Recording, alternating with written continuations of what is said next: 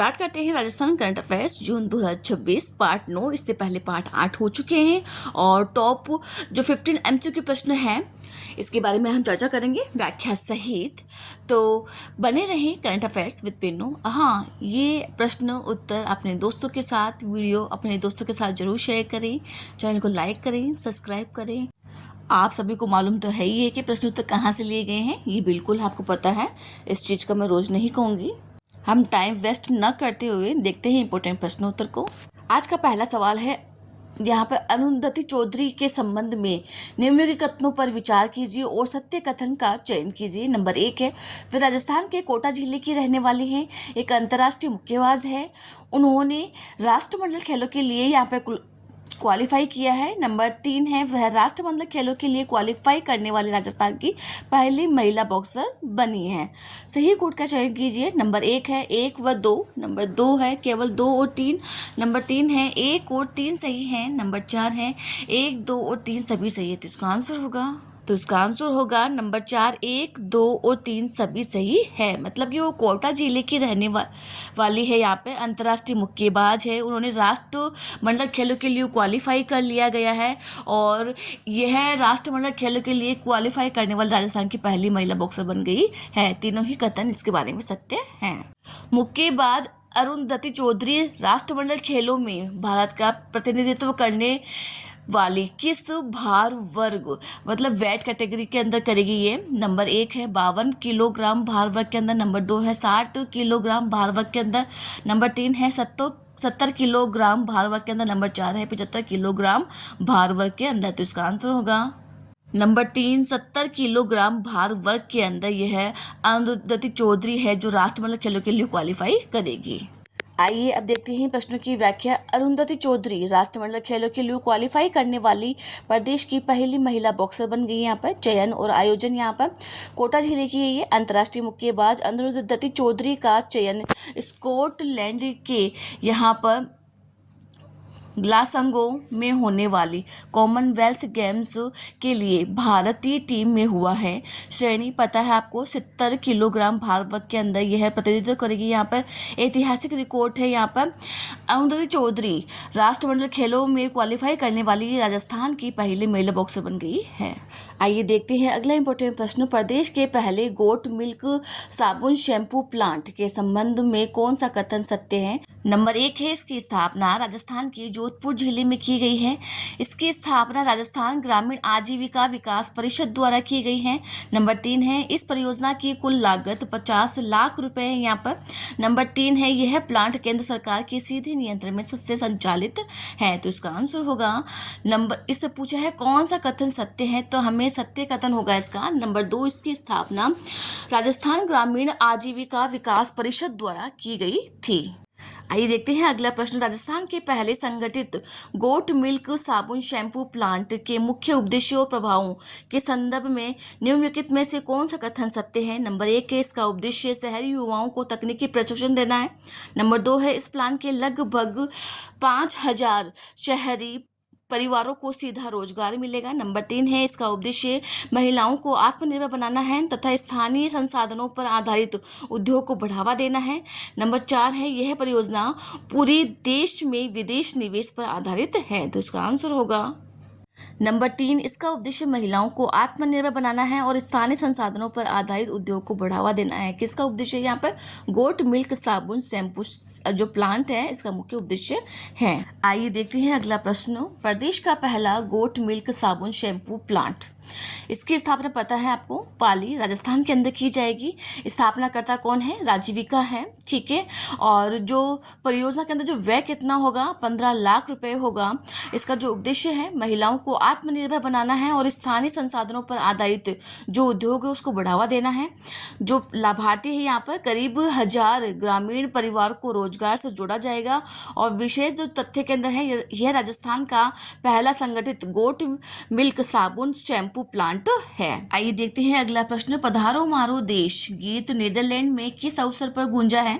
Number 1 है, G20 सम्मेलन पर। नंबर 2 है, प्रधानमंत्री नरेंद्र मोदी की नीदरलैंड यात्रा पर। नंबर 3 है, संयुक्त राष्ट्र महासभा के अवसर पर। नंबर 4 है, विश्व पर्यटन दिवस पर। तो इसका आंसर होगा नंबर 2, प्रधानमंत्री नरेंद्र मोदी की नीदरलैंड यात्रा पर पधारो मारो देश नीदरलैंड के अंदर गूंजा है। आइए देखते हैं अगला प्रश्न, पधारो मारो देश गीत की प्रस्तुति किसने दी है नीदरलैंड के अंदर? नंबर 1 है इला अरुण, नंबर 2 है सीमा मिश्रा, नंबर 3 है मनीषा अग्रवाल, नंबर 4 है अनुराधा पौंडवाल। तो इसका आंसर होगा यहाँ पर नीदरलैंड के अंदर पधारो मारो देश गीत की दो प्रस्तुति देने वाली है मनीषा अग्रवाल। नंबर 3 करेक्ट है। आइए देखते हैं अगला प्रश्न, पधारो मारो देश गीत का मूल संस्करण किस वर्ष जारी हुआ था? नंबर 1 है 2009, 2010, 2011, 2012। तो इसका आंसर होगा पधारो मारो देश गीत का जो मूल संस्करण था वह 2011 के अंदर जारी हुआ था। तो नंबर 3 करेक्ट है इसका। आइए देखते हैं अब इसकी व्याख्या। नीदरलैंड के अंदर गूंजा पधारो मारो देश गीत यहाँ पर किस अवसर पर? प्रधानमंत्री नरेंद्र मोदी की नीदरलैंड हेग जो यात्रा है उसके दौरान, और जो प्रस्तुति करता है वो किस थी? मनीषा ए अग्रवाल के द्वारा यहाँ पर प्रस्तुत किया गया था। गीत का जो संस्करण है 2011 के अंदर जारी कर दिया गया था, और गीत में जगजीत सिंह, उस्ताद सुल्तान खान और पंडित विश्व मोहन भट्ट जैसे दिग्गज कलाकारों ने योगदान दिया था।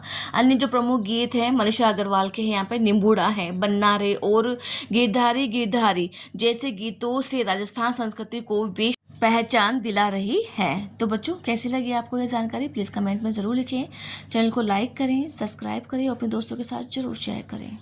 आइए देखते हैं अगला प्रश्न, जयपुर में बनने वाले देश का पहला मारवाड़ी प्रवासी भवन का नाम क्या है? नंबर 1 है मारवाड़ हाउस, नंबर 2 है मारवाड़ी फैसिलिटेशन सेंटर, नंबर 3 है राजस्थान भवन, नंबर 4 है प्रवासी केंद्र। तो इसका आंसर होगा जयपुर में बनने वाले देश का पहला जो मारवाड़ी प्रवासी भवन है उसका नाम है मारवाड़ी फैसिलिटेशन सेंटर है। नंबर 2 करेक्ट इसका आंसर है।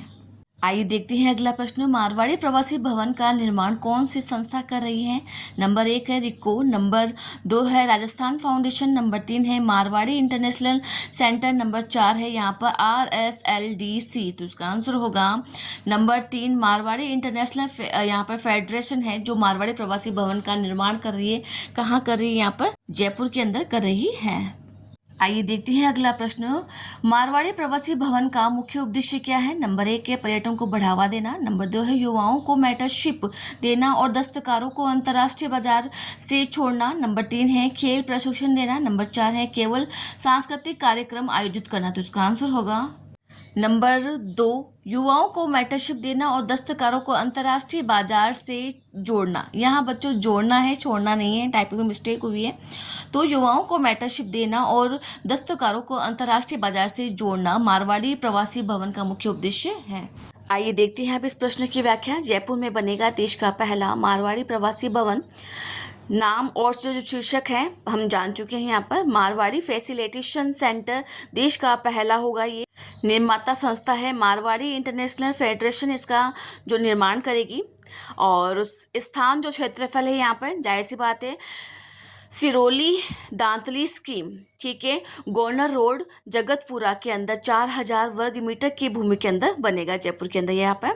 और जो मुख्य कार्य है यह है केंद्र प्रवासियों के लिए यहाँ पर फिजिकल और डिजिटल ब्रिज के रूप में कार्य करते हुए युवाओं को मेंटरशिप देगा और यहाँ पर स्वयं सहायता समूह है और दस्तकारों के उत्पादों को अंतर्राष्ट्रीय बाजार उपलब्ध करवाएगा।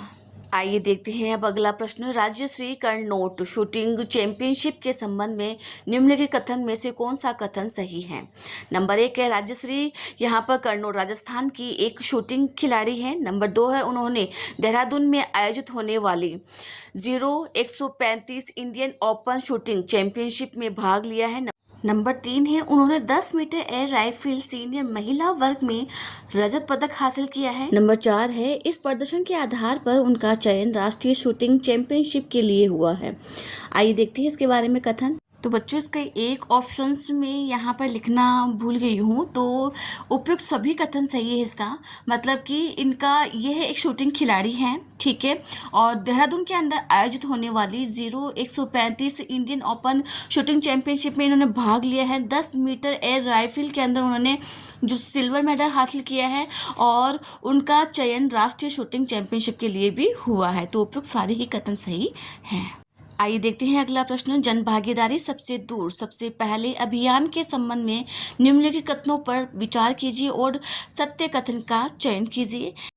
नंबर 1 है, इस अभियान का आयोजन और निर्देशन केंद्र जनजाति कार्य मंत्रालय द्वारा किया गया है।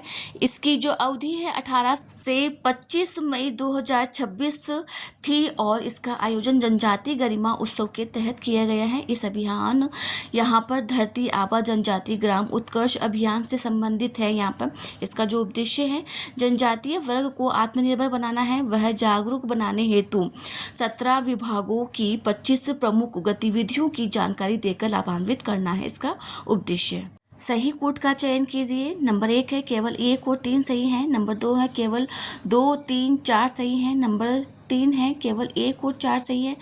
नंबर 4 है उपयुक्त सभी कथन सत्य है। तो इसका आंसर होगा उपयुक्त सभी ही कथन सत्य है।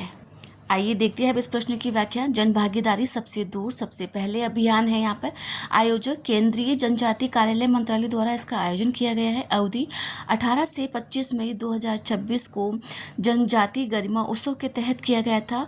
संबंध मुख्य योजना है धरती आबा जनजातीय ग्राम उत्कर्ष अभियान से संबंधित योजना है ये। और जो कवरेज है, जो कार्यस्थल है, जयपुर जिले के 10 ब्लॉकों के 177 गांवों में संचालित किया गया है। मुख्य जो उद्देश्य है जनजातीय वर्ग को आत्मनिर्भर व जागरूक बनाने हेतु 17 विभागों की 25 प्रमुख गतिविधियों की जानकारी देकर लाभान्वित करेगा।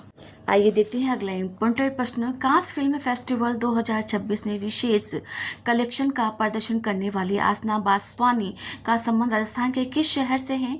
जोधपुर से है, उदयपुर से है, जयपुर से या कोटा से? तो इसका आंसर होगा नंबर 3 जयपुर से संबंधित। कौन? आसना बासवानी।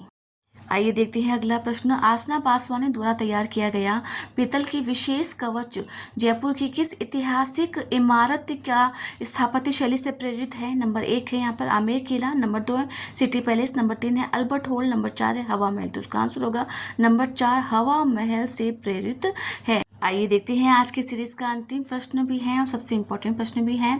कांस फिल्म फेस्टिवल में प्रदर्शित आसना बासवानी ने देवी ड्रेप कलेक्शन की मुख्य थीम क्या थी? यहाँ पर राजस्थान की लोक देवियाँ। नंबर 2 है दक्षिणी भारत की लोक देवियाँ। नंबर 3 है राजस्थान की नदियाँ और संस्कृति।